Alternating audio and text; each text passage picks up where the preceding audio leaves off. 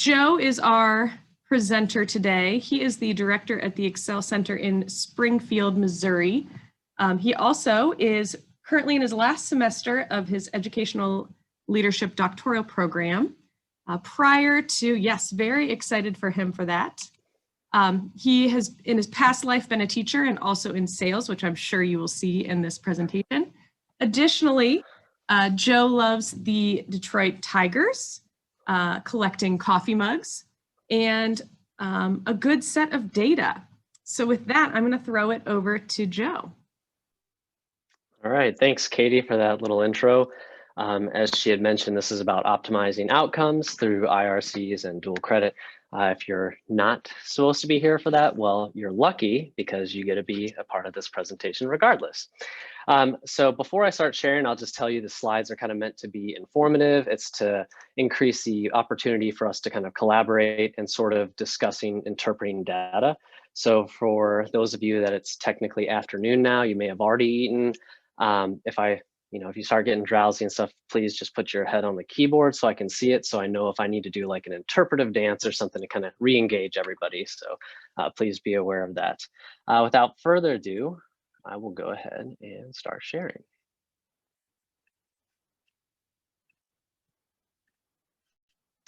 And hopefully everybody can see this as it loads. All right, so here you are, optimizing outcomes, dual credit, and industry recognized certifications. Katie kind of informed me that in Missouri, or the MERS Goodwill branch of the Excel Centers, we're pretty much the only ones that use the term IRCs, I believe. So that's the same thing as a recognized certification. All right, so as we begin, this might kind of seem a little bit obvious. However, it is kind of easy for us to get fixated on sort of the outcomes, right? That's the one real measurement that we have, other than saying like, our grad stories and the success stories that we have, like how do we measure what we do at Excel? And that's focusing on outcomes. So first of all, we ask ourselves, why should we focus on outcomes, right? Well, because we obviously want to have continued funding. We want to kind of project the longevity of the program and look at opportunities for growth. When thinking about who should be focusing on outcomes, we look at either leadership, you look at different individuals who might have a say or definitely can influence outcomes for our students. And we think about like the critical involvement with translation for staff. And this part is something that I remind myself often. And if you're in a leadership position, it's something I highly suggest you look at. When you're really looking at talking about outcomes with your team, you need to be thinking about quantitative evaluation versus qualitative. For example, for those who are in higher positions like CEOs, VPs, or legislative bodies, really they want to see initially the hard numbers, right? They want to see how well your organization's doing, how well each school is doing, what are some hard numbers that can support that. However, when it comes to staff, you really need to think about the qualitative versions of the same exact data. Talk about maybe some of the success story, the lives that you're changing. I'll use quickly a little example here. When I used to work at Bass Pro, it seems like years and years ago, I used to stand in those team meetings and they would say, okay, well, the camping department was down today like 6%, and yesterday's sales in the marine department were up like 10%. And as an employee, I always felt like this is the measure of my worth, right? Like perhaps I'm not pushing hard enough to sell. That's only really the thing that my management was interested in, was how well I'm performing.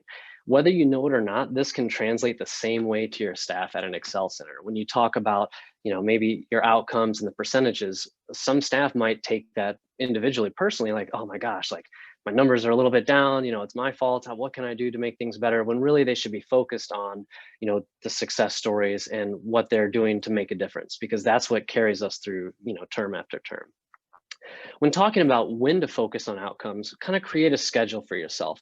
You don't want to do it too often because you might be adjusting and changing the way you're doing things without having substantial data, but you also want to do it quick enough that it can still affect or change the current student body that's going through the Excel Center system. So think about that. I usually recommend like maybe every other term, maybe twice a year. You definitely don't want to do it just once a year, because oftentimes you'll have students that come in and after 2 terms they've graduated. So that's something else to keep in mind.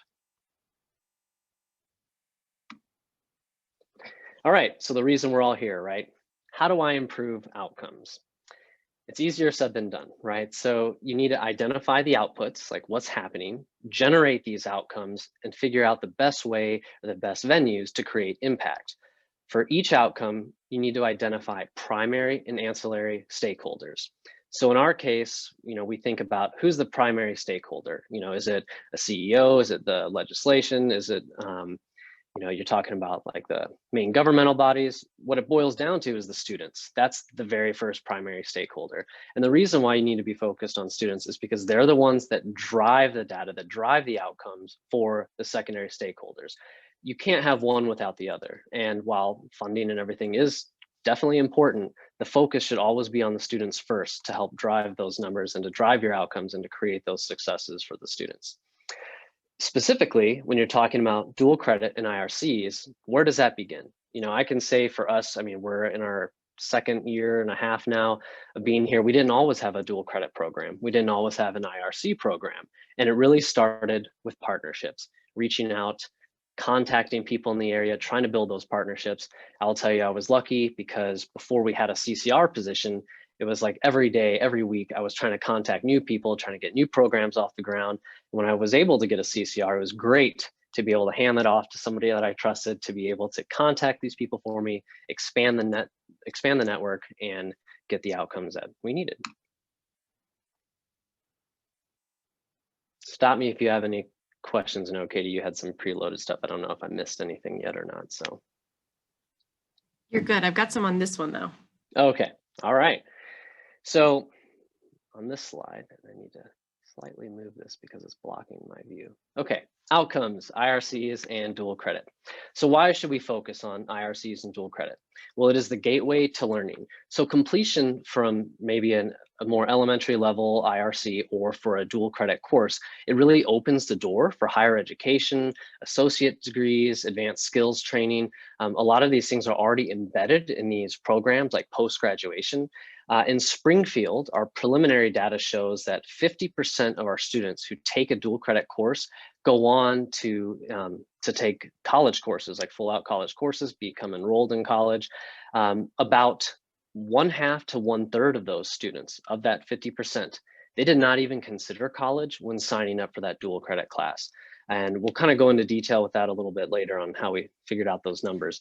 Another thing, as far as a national statistic is concerned, 36 to 42%, based on a ton of different studies, show that those students are more successful if they've already had exposure to a dual credit or an IRC while in high school in postgraduate studies. Another question that gets brought up is, well, I've heard dual enrollment or dual credit. What are the differences between the two? So dual enrollment is where a student who is in high school goes off campus and takes a college class like on a college campus, whereas dual credit is where they earn college credit and high school credit with us using our instructors or at a traditional high school. As far as the cost benefit, relatively, this is minimal expense. We're talking about maybe $150 to $200 per student to take, when you talk about like the Microsoft Office certifications, you're talking about dual credit courses. All of these things are relatively inexpensive when you're comparing it to maybe that $2,000 or $3,000 certification program for a student. So it's a great way to maximize a student's potential as well as the outcomes in your school or organization. And you really want to look at that as a measurement of risk investment. Students that complete entry in an IRC or dual credit class are, again, more likely to perform successfully at higher ed and advanced training programs.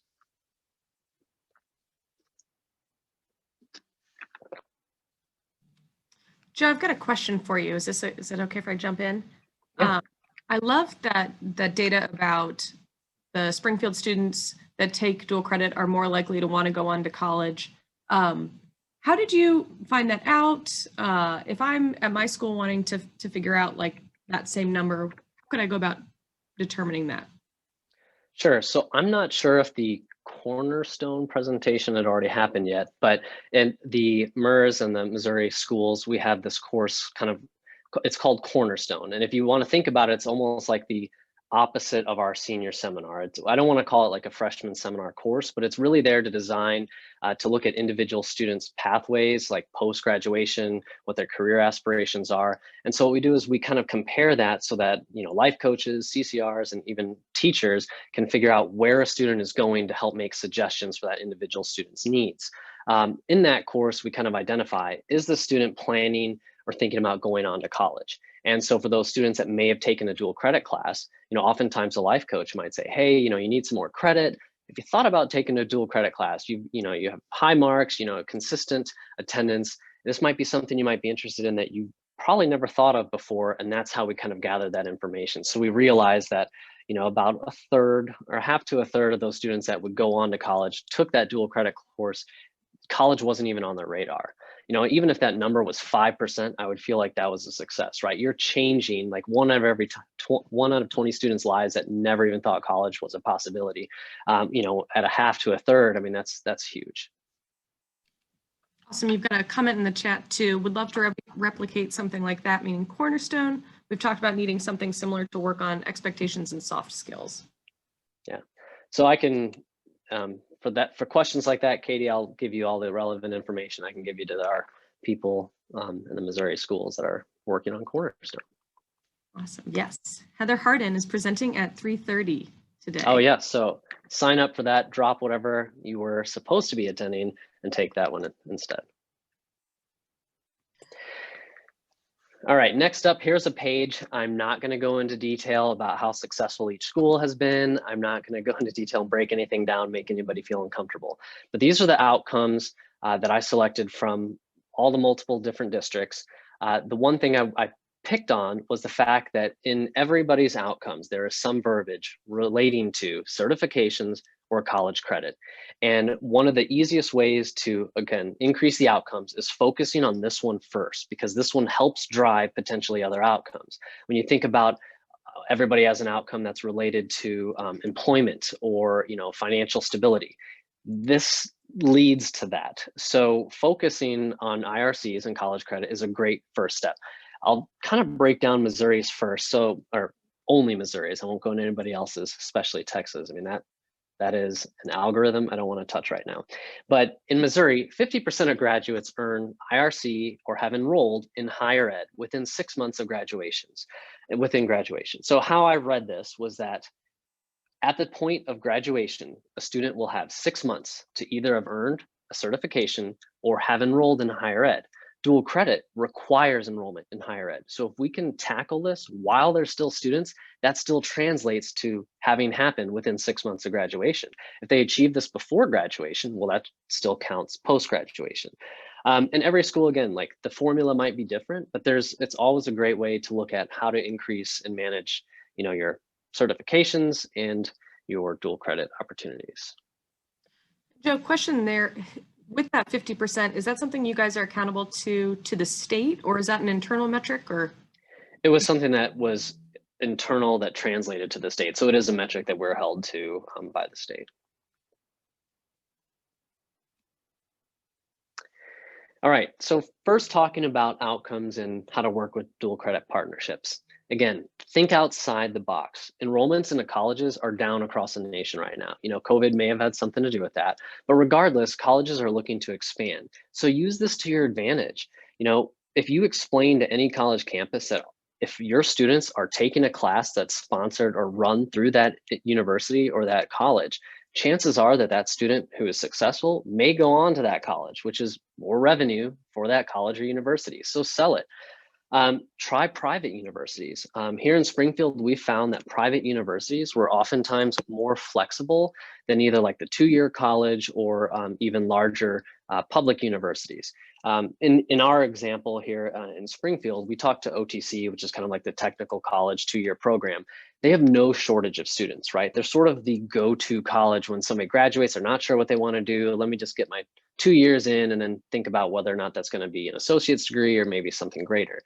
However, with Drury University, they've always kind of tended to be sort of like, you know, maybe a little more elite in the upper echelon, and they are a private university. So when we were talking to them, they were still, again, hurting for maybe student enrollment, and they wanted to kind of shed that kind of stigma that they're elite. They want to show like we're we're here for everybody. And so partnering with them was much easier. There was less hurdles to jump through. They've been much more accommodating. Specifically, I'll mention how dual credit with OTC, they can only offer it on our terms 1 and 3, which is in the fall, and then also in January. They stopped offering it in the summer, whereas Drury has been flexible and said, look, you know what, your terms 2, your 4, and your summer, we can still do what's called like a Plan B course. We've approved your 8-week course progression, and we'll be good to go with that. So Drury was a bit more flexible. Speaking of being a salesman or a salesperson, you are providing the human resource and they're basically getting free revenue. If they don't understand that, remind them. Just say, look, you don't have to do anything other than stamp an approval stating, yes, we're going to give them credit, and they get money from us for doing that. The next one I know is a little more of a difficult subject, but embrace online education. While it's not ideal, research all supports that, allow it to bridge the distance, extend your staff's expertise and generate more options. One of the things that I've been really trying to advocate in Missouri, and potentially could be for the near future, is collaborating with the other 3 schools that we have. Each one has somebody who can offer a different dual credit course, and putting that up online. So if you think about how these 4 schools would each have somebody, you may have like science in St. Louis, or math in Poplar Bluff, or maybe English in Columbia, and then social studies, education, and any number of different venues here in Springfield. That means you're opening it up so that each school has access to 4 or 5 dual credit courses that can be taken at each school. And these teachers already have the expertise, so capitalize on it. Use that human resource. Finally, in Missouri, we have what's called a Core 42. So check accreditation, right? Core 42 basically means that if a class is considered a Core 42 class, it has to be accepted at any of the major universities or accredited universities under that sort of umbrella. So if you're taking a math class that's Core 42, you will not have to worry about transferring to a different college or university that is a Core 42 college or university. They will take that credit. So you don't need to worry about credits not transferring. Joe, you've got a question in the chat. So do any of our schools lease staff or from the colleges or assist with this? Or is this agreement with the school's curriculum based on internally certified instructors, which I know you guys probably have a little bit of both? We started to kind of outsource a little bit. It was through a program called Launch, which is an online program actually out of here in Springfield, Missouri. We sort of used it because we didn't have quite the staff or the course offerings yet to be able to outsource that. We were in talks with sort of like that dual enrollment where it's not actually our instructors. Heather as a CCR and I, we kind of talked to different universities too about getting somebody in here to offer an IRC or a dual credit course like on campus. None of them really panned out though, simply because we are so unique. Lining that up was really difficult for their instructors as far as cost benefit. If we only have 5 students in a class, it may not be worth it for us to pay, a university to offer instruction, but our teacher would have been teaching this class anyway. And so with them being already certified, we've primarily stuck with that sort of venue with doing everything internal. Did that help answer that question? Yes, I think so. And it did. Thank you very much. Awesome. And another question. Sure. So if I'm new to this, or I'm trying to create new partnerships with universities that I haven't before, who would you recommend reaching out to at the university? Like what department or level of person should I be trying to connect with? So to quote you, great question. Every university or school who offers dual credit, to reaching out to traditional high schools, it could be private high schools, they all have someone who's known as either a dual credit coordinator or a director of dual credit and high school admissions. So looking that up, which it should be relatively easy to find that out on a university or school's website, and then reaching out to them, invite them, to your campus. I often find that it's much harder for someone to say no when they come to your school and they see all the things that you're doing, because it's really inspirational, and everybody's Excel Center is inspirational to that matter. So don't let them say no. Kind of in that same vein, do you have any tips about being a salesperson? I know you say don't let them say no, but What sort of things have you been able to sell about the Excel Center to universities that you think really helps? I think approaching it from how you can help them and identifying an area of their need. I mean, if you open up the conversation by saying, "Hey, like we're a high school, we really want to start thinking about college, institutions. What are the role, right?" Say, like jury is really honestly like one of my go-to institutions. In Heather's case, we were like, we're an alum, from jury, and my heart's there. And I really think that we have a chance to really benefit the amount of students that you're enrolling from our school and organization. Now, we wouldn't just pick anybody, and things like that, kind of building up the university or that college, letting them know that you have something to offer before coming at from what you're wanting from them.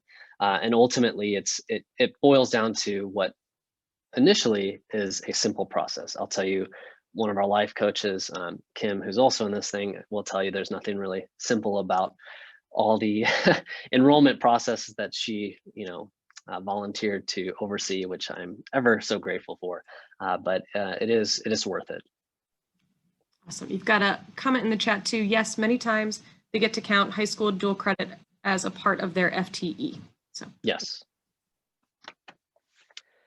So switching gears slightly, but kind of using the same format, talking about IRC partnerships, again, think about private universities. This is something that recently, especially in Missouri with the integration of higher ed and workforce development, a lot of colleges and private universities are more interested now in offering certifications. Like if they can't see somebody through to that bachelor's degree, what about focusing on associate programs? What about focusing on those certifications? A lot of these are popping up. In fact, when we were first starting to jury, I think they were in their like very first year of starting off with a program like this, which ultimately is now kind of spread to even some online offerings. Going back to it again, think about it from a salesperson's perspective. Like many associate degrees require these certifications. So if you tell them that you're interested in these certifications, they may see the dollar signs towards, ooh, like this person, if they've already gotten 2 out of the 3 certifications required for this associate's, why not just stick with the program? Another one, again, embrace online education. There's countless options. I know Ed2Go has serviced a lot of the Goodwill organizations across the nation. So they're nationally accredited. Jury Go, for example, is an online program offered through Jury University. And then another thing I thought about when talking about IRC partnerships is creating sort of a scholarship form. Some of you may be thinking about like, well, not every IRC is perfect for every student. And like Microsoft Office, there's some that are, sub $200. There are some that are closer to $3,000. How do I know like if the organization is paying for this? Like, is this worth the risk? And we had developed here what's called a scholarship form. And I would encourage anybody, I'll make this slideshow available as well, but anybody who doesn't already have something like this to utilize one. You can even extend it to dual credit classes. You can extend it to online ed, which is kind of my plan here in Springfield. But this IRC scholarship form goes through and it's worked on by both the CCR, sometimes even a teacher, and definitely the life coaches. If a student comes and says, look, I'm thinking about taking an IRC, we go through and we kind of keep a track of, how many credits have they earned, how much left is needed, what is their GPA, how many credits have they completed, and has their attendance been greater than 80%? While these aren't perfect predictors for how a student will do, this helps mitigate some of that risk, and it also gives students something to strive for, right? Like if students have a goal or agenda they can reach, it makes them more accountable for their performance. And if you let them know, hey, in a couple terms, I really want to start an IRC, have those conversations with those students. Say, we'd love to have you start on this. Have you thought about maybe doing a dual credit class or maybe an entry-level IRC first? Have you thought about like keeping your GPA at the level where it needs to be so we can, pay for this? There is a section too that we talk about, student accountability, so they understand like, if they're off campus doing an IRC, their actions represent the Excel Center. So, they kind of understand that as well. We even go down a list of funding options. So for those of you that deal with funding, we start by saying, is it funded by an offering institution? You know, America's Promise Grant offers IRCs for free. So obviously we want to capitalize on that, right? So yes, it's offered for free. Is it potentially funded by FAFSA or Pell Grant? Okay, no, maybe not. Is it funded by Skill Up, which is another program, you know, we have here in Missouri? Is it funded by Workshop, DHHS? And then finally, you know, are we going to pay for it? Is Goodwill going to pay for this at the end of the day? Like, we're still going to cover it, but we kind of go down the list to see where that money is coming from. And then of course it has an approval, and then each one we translate to being credit earned. Another selling point for students with IRCs is if they do it before they graduate, they can earn elective credit or they can earn practical art credit. And using an algorithm by taking Indy's example and then using ours, then creating this cool little complicated system, we came up with, you know, 150 seat hours would be 3 credits, or each seat hour divided by 52 would be your closest whole credit earned. So there's student agreement, everything. I have the PDF uploaded to the presentation. So if you guys have any questions on how that works, you can have a look at it. Yes, you're getting lots of questions and requests for the scholarship form. So we will make sure everybody has a copy of this PowerPoint. Joe, one question about it on the scholarship. Do you explain the price at all? It's a question from the chat. Like the cost of the students? Yeah.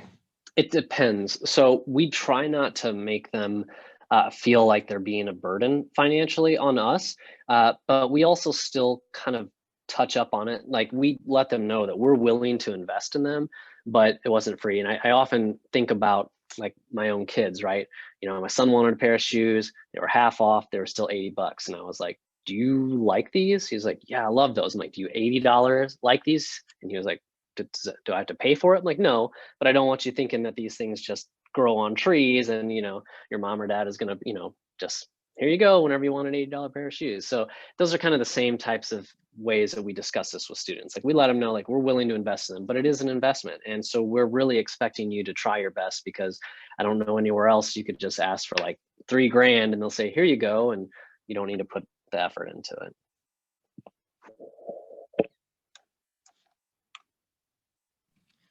Who manages the scholarship form? So both life coaches and our CCR. Our CCR probably does more of the like back end work and the filing and checking with me, making sure all the credits are there. But initially, it could even be a life coach. Like, maybe a student comes to them and says, "Hey, I've heard about this or that. Maybe I'm a little ways off yet from graduation, so they may not be working one-on-one with our CCR yet."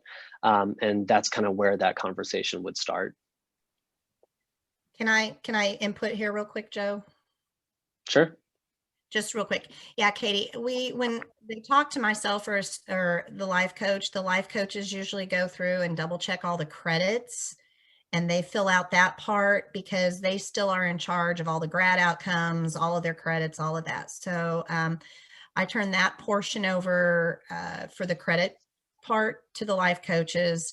And then I work on the rest of it with the students as far as, you know, enrolling. And then of course we use Synergy here. So making sure that stuff's in Synergy.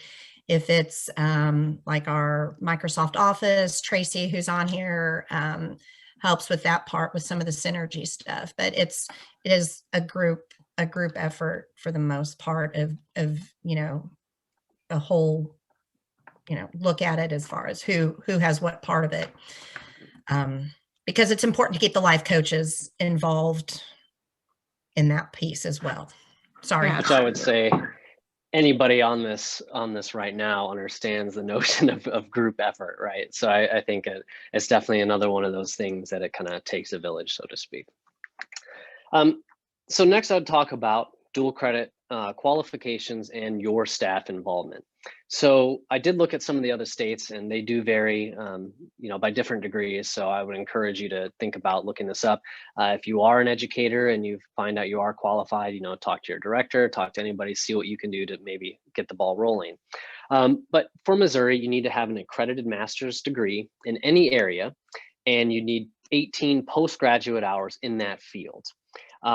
For Missouri, as far as teaching Core 42, we generally recommend it because we kind of shy away from offering courses that aren't necessarily Core 42 unless they're accepted as a elective credit in post-secondary ed.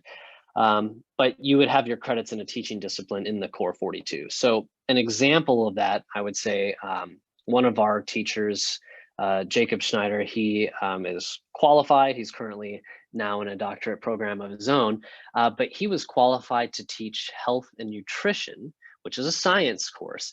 And we sent them our health and fitness and wellness, health and wellness course. And they looked at that and thought, that's actually more in-depth than our current health and nutrition.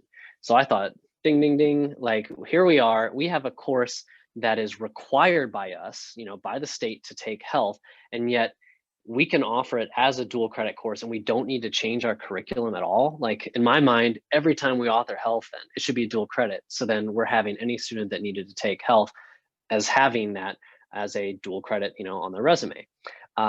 I will say to always look and search and be careful, because while health may be like that, one of our other classes, like take world history or WH 101, whatever it is in the college world, they do require a research paper. So on courses like that, we have a tendency to offer them periodically, but we still run our standard non-dual credit course in conjunction with that. So maybe students who might be just as successful, do all those things, but maybe aren't quite ready for submitting a research paper yet. We don't want them to feel, failure because, and not obtain that dual credit course. As far as incentives are concerned, when discussing this, we thought long and hard about it, and we decided to pay a $500 stipend for any term an instructor is engaged or linked with dual credit. So what that means is whether an instructor is teaching one course, whether they're teaching 2 or 3 courses per term, we give them a $500 stipend. And if you were thinking about whether or not you would qualify or not, Indiana, which I will let Katie talk a little more on that, does offer free tuition for instructors, which we also have a link to that in this slideshow. Yeah, I know Joe will share this PowerPoint out, but there's some things that are going on in Indiana right now since they've increased the qualifications for teaching dual credit. There are some universities that are offering free classes so that high school instructors can become qualified with the new requirements. So there's information there. I think that got sent out from one of those weekly DOE emails. So if you get the weekly DOE emails, it's probably in your inbox from a couple weeks ago, but that is an option if you are in Indiana. And kind of touching up again too on how each different system works. One of the things that's interesting about dual credit is the way that we not only do we pay like that $500 stipend, but each school is a little different. So while OTC might be like $150 and then jury might be $200 for every 3 credit hours, jury at the end of each term will actually cut us a check because we were the ones providing the instructor. So it all sort of balances out, but weigh your options, especially because of COVID. A lot of these dual credit courses are now offering free resource, which initially we thought, well, like if we're going to buy all these textbooks for dual credit, how many textbooks do we need to have on campus? Can we use like a previous version that's like half the price? We started looking at all these things. Is it technically legal to make photocopies? Which it is not. I didn't do that, if anybody's asking, but it is not technically legal to do that. So there's a lot of different red tape, yellow tape, gray areas, but work with that, and figure out which one works best for your school.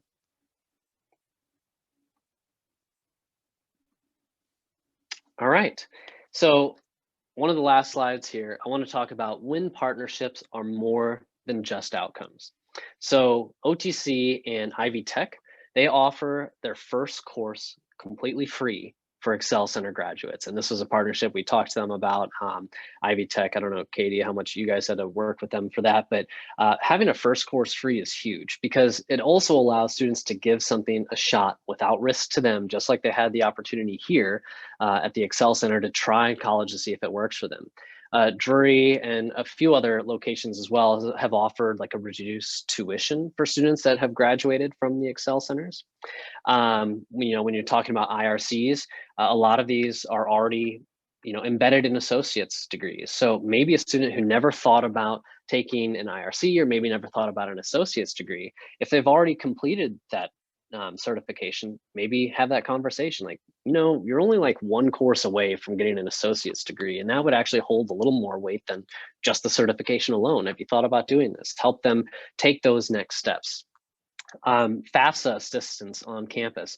I know we've been really good about that here in Springfield. Like, again, inviting these other universities and colleges to your campus, have them speak out, have like a day where they're setting up a table at lunchtime, you know, reminiscent of our own high school days, you know, where they're sitting there, they have like, you know, some free merch and swag, you know, get a free cup and a pencil and talk to a college about what they have to offer, you know, invite them to your classes, you know, senior seminar, cornerstone, have them come in, have them speak, have them talk about everything they do. Build those relationships, because there's so much you can do together. You know, offer meet and greets.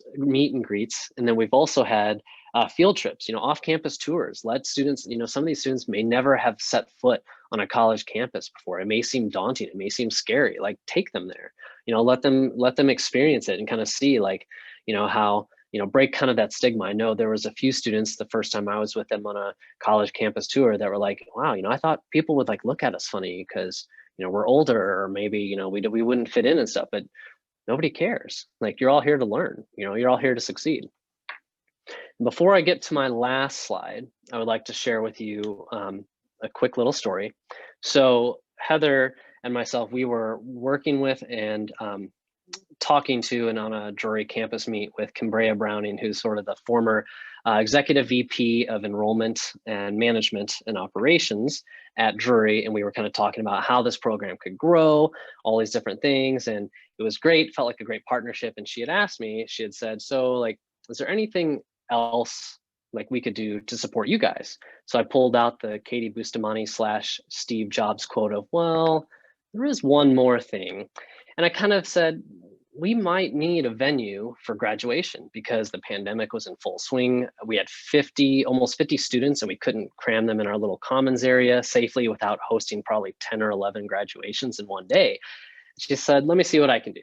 They got us this nice venue, a large commons area, everything. It was great. We were good to go. And about 2 weeks before, they contacted us and said, so we don't have that venue anymore because we're having struggles with COVID and everything else ourselves. I was almost super defeated until they said, however, we have a backup place. This might work for you guys. It is our basketball stadium. So Drury University, for free, I might add, completely set up, taped off, did everything for our graduation ceremony. Because it was only a week before the graduation was held, we still had to do 3 different ceremonies with like 20 or so students for each one. However, we reached back out to them, and we are slated to use the same stadium May 18th for our next graduation. So that is something huge that never would have happened had we not have started down this path of partnerships. And obviously, I guess Drury still thinks we're doing a decent job by them, because they reminded me we're the only school that doesn't pay for a graduation. So, all right, at that point, I believe I'm finished. So Katie, if you want to field and throw any questions, comments, or concerns my way. Yeah, anyone, feel free to either put in the chat, or you can unmute if you've got questions or comments. I'll give you guys a minute.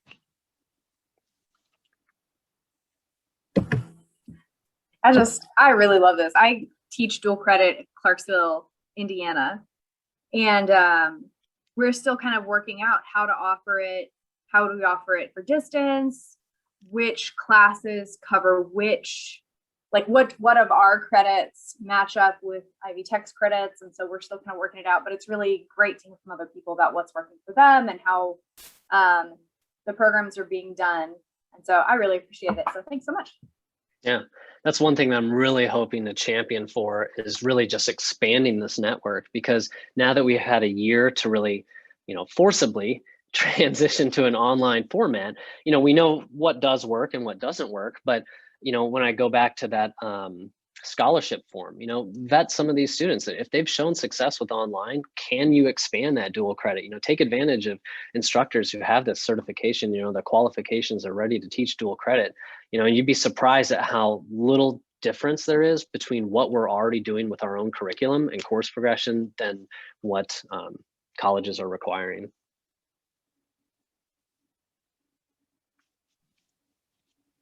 Joe, if I'm someone who thinks they may be interested in teaching dual credit, what would you recommend that I do? Where do I start? Who do I go to? So I would suggest first looking at the qualifications for whatever state you're in, whatever course you're currently teaching, see what you qualify for. Every university is slightly different. With Drury and with OTC, it was roughly the same. Our instructors basically sent over their credentials or certification, and they came back with saying like, you're qualified to teach, and they had a list of courses. So we took that list of courses and thought which ones line up with what we're already doing and which ones may not line up. We offered, like this term specifically, we offered like like religions of the world, which isn't in our normal curriculum, but we could offer it as an elective credit. So a student that may need an elective, it's a little buy-in, maybe get to learn something a little different that isn't really offered at Excel and get dual credit, like that's, it's a win-win all around. So we had students signing up for that, for a course like that.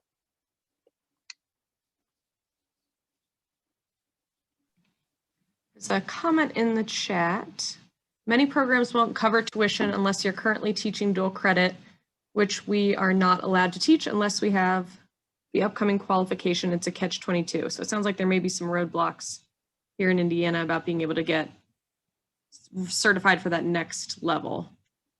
So there may be. One of the things that I ran into, and for those of you that might be, challenged with this being completely new, is that a lot of these universities and colleges have no clue really at first how to handle us, because they're used to public schools with teenagers and they're used to doing things a certain system of ways. But when you're dealing with adults, that kind of goes out the window. Like they're not really sure, like, how do we bill you guys? And you don't go from August to December. You're only doing 8 weeks. Like let's have a look at that. But again, just trying to work around that, trying to talk to, at least open the door for those discussions. So either yourself, your directors, whomever is involved with that, can really start having some input and start changing people's minds.